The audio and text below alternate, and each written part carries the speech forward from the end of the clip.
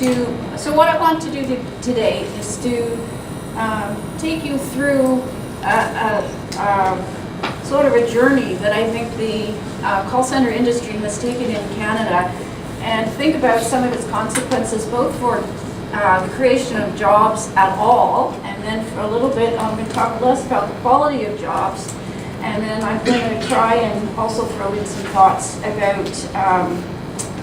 about worker resistance strategies and link to some of the conversations that we were having this morning. And I have been I started this, and I'll tell you a little bit, it's not on the slide, I'll tell you just briefly how I got my interest. I was in Halifax in the mid-90s. Somebody walked in, there was a group of us who were sociologists of work, Peter Butler, Don Claremont, and myself, and the two older colleagues, Peter Butler and Don Claremont, had been previously part of a big project called the Marginal Work World that looked at the marginal work worlds in the Maritimes, and their work had focused a lot on the problem of labor retention and job retention in the Maritimes in the 70s and the 80s, and looked at all the cycles and the problems of seasonal work and the problems of various regional efforts to bring in carpet mills and all kinds of employers that would come in, stay for a short period of time, and then either go bankrupt or leave and go somewhere else. So when the call center industry, we started hearing about this thing, and that was at a time when nobody knew what a call center was. When it arrived in town, we started, and we wanted to find out more about this industry. We wanted to also sort of fit it within a broader discussion about the quality of jobs and the permanency of jobs in a situation which many of the I think Eastern Canada has led other parts of Canada in the development of precarious work forms for decades, and youth out migration at a tremendous rate. And so our initial question, and I'll just say where I moved because this is a panel about the international level. I studied call centers. We probably, at that, the nice thing about working in the Maritimes is it's a small, it's not a small region, but it's a region where new employers are very apparent in the sense, it's that new building down the street. They're not buried in a large, dense, urban fabric. And so we probably visited every call center, certainly that was in Nova Scotia. We also looked at some of the experience in New Brunswick. We talked to workers, we talked to managers, we talked to the regional economic development people, we talked to all sorts of folks. But then I got an opportunity to move to Singapore in 2003, and I continued my exploration of the call center industry, and that is maybe where I really started to understand the global call center industry in a way that I just didn't at all from the maritime perspective.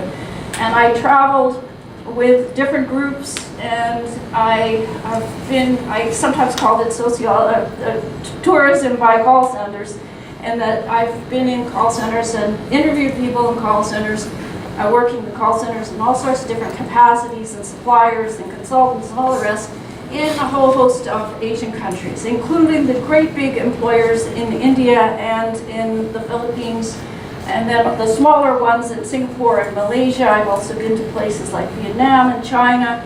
And so I've had a fairly big look at this industry. But I want to focus on these three questions. I'm not going to get through them in 10 minutes. But I want to take you through a boom and bust cycle that I saw in the Maritimes, and then I also saw pieces of the same cycle happening in India and in the Philippines at different stages. And then I also, over time, realized that the call center, and when people are talking about call centers or organizing call centers, I realized that call centers are a really diverse beast. And so I think some of what I've realized in terms of looking back, because I've since come back to Canada, looking back at the Maritimes, is that some parts of the call center industry have been more stable than other parts. And I want to give you a little insight as to what I think the stabler parts. And then I can say basically most places that I was were not unionized. There are some union drives there have been a few successful union drives, and there's a lot of unsuccessful union drives. And I can talk to you a little bit about that, but maybe my bottom line is more along the lines of some of the speakers this morning of workers' resistance strategies that are outside of union organizations. So I would say overall at this point, I would say that in terms of attracting new jobs to Atlantic Canada, I would call it a modest success over the period that I looked at. It was fairly long. And I would say that overall, despite the fact that if you talk to many maritimers, they'll talk about the industry as dead now, the figures don't actually hold that up. And I think there's sometimes a gap between what media presents, which is another closure, and then, but they don't talk so much about the ones that are still open. So I'd say overall we've seen a retention, and then as I said, some. Okay, so call centers, what are they? Call centers are, one of the reasons I was so interested in them is because they are so heavily, if we're talking about labor, a call center is about labor and not a whole lot about much else. There's some telecommunications, there's some computer equipment, there's some soundproofing in a good quality call center, but mostly there are pools of labor sitting, talking to people about all kinds of different things and all kinds of different services. So labor and labor retention is sort of central in a call center.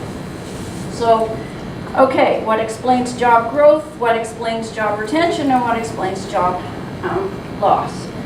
So it's an industry, the worldwide, all the other industries we talked about, airport services, hospitality industries, bed and breakfast, automotive, all the industries talked about this morning have been around for a long time. But this, although there have been telephone operators for a long time, from the beginning of the 20th century, an industry that was specifically call center industry was one of the world's new industries.